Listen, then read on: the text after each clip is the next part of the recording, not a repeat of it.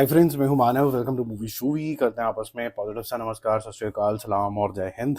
बात करेंगे धुरंधर की, और धुरंधर ने जो धुरंधरपन मचाया हुआ है, क्या वो पुष्पा 2 से आगे निकल गई है? क्योंकि इससे पहले जो हमने मूवी देखी है ऑफ लेटली, आफ्टर लेट्स से after a very long wait, और वो लॉन्ग वेट थी आपकी बाहुबली के बाद, बाहुबली 2 के बाद। तो एक ऐसी एक रेवोल्यूशन आएगी यार, हर जने को जाके फॉर श्योर देखनी ही देखनी है पुष्पा। तो क्या धुरंधर के साथ भी वैसा ही हो रहा है? और अगर हम इसके नंबर्स को कंपेयर करें डे 10 को लेके, तो क्या रिजल्ट्स आपको देखने को मिल रहे हैं बोथ फ्रॉम अ पर्सपेक्टिव के लैंग्वेजेस में कितना अच्छा रिटर्न आ रहा है, ओवरसीज के अंदर कौन आगे निकल के जा रही है, और ओवरऑल नंबर किसके आगे है। तो जो डे 9 था, प्रैक्टिकली फ्राइडे था, वो था 42 करोड़ का जो हमने बात करी थी। और कल जो इसने दिन किया है, आज मैं मॉर्निंग में वीडियो बना रहा हूँ, वो है 63 करोड़। यानी सैटरडे वाला दिन मैसिव जंप है, मतलब 1/3 जंप इसके अंदर इजीली आपको देखने को मिल गई है।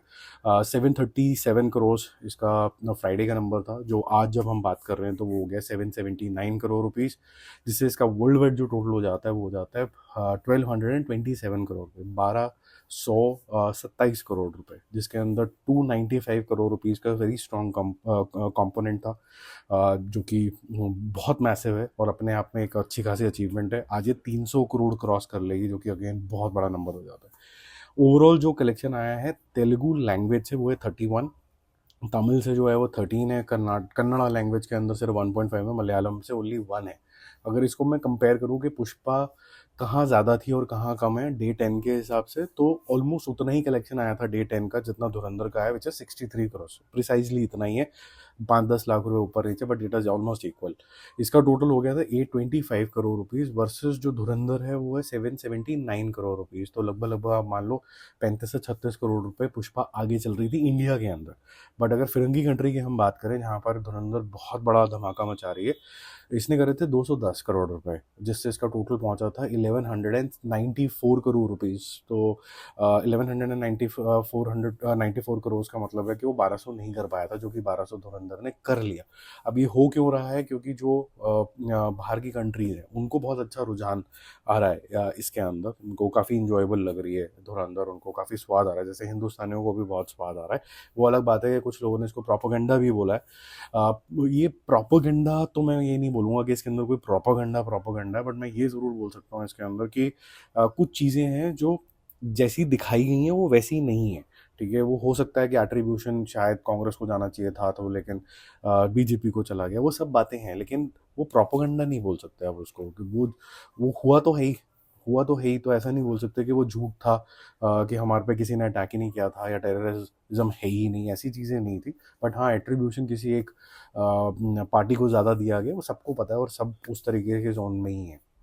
पुष्पा जो थी वो पूरे दुनिया में वर्ल्ड वाइड रिलीज हुई थी, इसमें कोई ऐसी कुछ गल्फ कंट्रीज है वहाँ पर कहीं इसका ब्लॉकेज भी नहीं था, कहीं बैन नहीं हुई थी। बट धुरंधर का आपको पता ही है कि वो बैन हुई, और अगर वो बैन हुई उसके बावजूद भी वो इतना अच्छा कलेक्शन करके आती है ओवरसीज में 295 करोड़ रुपीज़।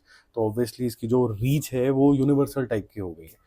अब इसको थोड़ा सा और गौर करते हैं कि जो 825 करोड़ रुपीज़ पुष्पा डे 10 तक पहुंच गया था वर्सेस 779, वो इसी से आपको रिफ्लेक्ट करना शुरू हो जाता है कि अगर तेलुगु मार्केट के अंदर 31 करोड़ टोटल धुरंधर ने करे हैं, पुष्पा ने डे 10 के अंदर करीबन 14 करोड़ रुपीज़ तेलुगु मार्केट से ही करे थे, और 46 करोड़ रुपीज़ हिंदी मार्केट से करे थे एक ही दिन के अंदर, तब उसका 63 बना था।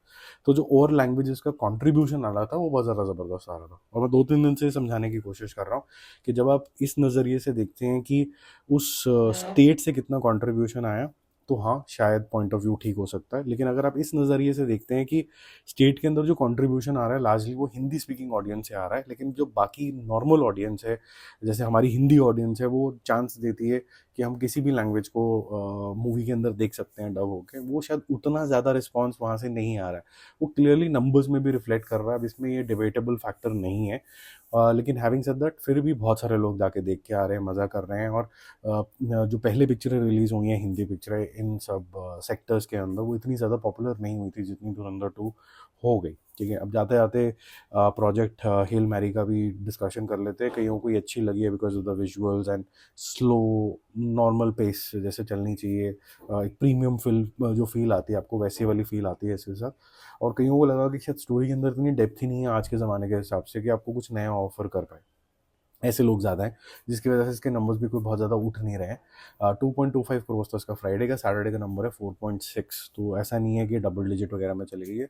लोगों की फर्स्ट चॉइस जो है वो धुरंधर 2 ही है। और सेकेंडली आप इस नज़रिए से भी देख सकते हैं कि प्रोजेक्ट हेल मैरी क्योंकि लार्जली इंग्लिश लैंग्वेज के अंदर है, आई मैक्स के अंदर है, तो इसकी टिकटें वैसे भी बहुत महंगी हैं। तो अगर फुटफॉल्स की बात करें तो इसके मिनिस्कुल फुटफॉल्स हैं, अगर आप डिवाइड करोगे तो इसकी एवरेज टिकट वैल्यू भी जो होगी वो 400 प्लस होगी। तो ये ज़्यादा पॉपुलर नहीं हो पाई है फिल्म। इसके चलने के चांसेस इंडिया के अंदर तो थोड़े कम ही है। ठीक है, बाकी जल्दी मिलते हैं रिव्यूज़ और अपडेट्स के साथ। Stay connected, bye bye.